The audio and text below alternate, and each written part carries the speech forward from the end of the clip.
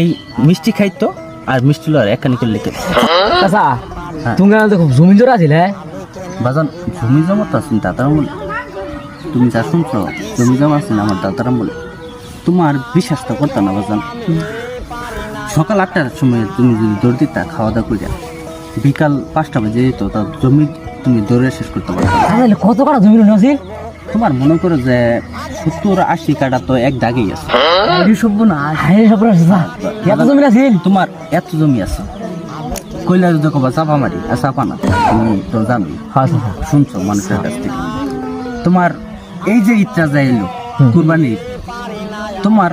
16-17 লাখ টাকার গরু বেচাল তাহলে আমরা কত টাকা হবো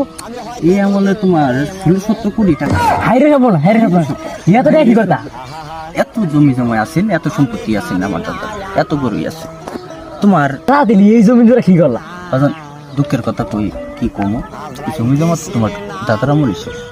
কেমনে এত জমি জোড়া শেষ হয়ে গেল কেমনে বিষয় দিতেছে দাদাই খুব ভালোবাসতো দাদি দাদির খুব ভালোবাসতো দাদি খুব মিষ্টি খাওয়া পছন্দ করতো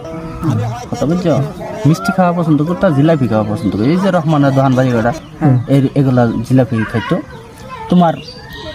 এই মিষ্টি খাইতো আর মিষ্টি লওয়ার একখানি করে লিখে তাহলে এই ধরনের আমার লোক চাচা এই ধরনটা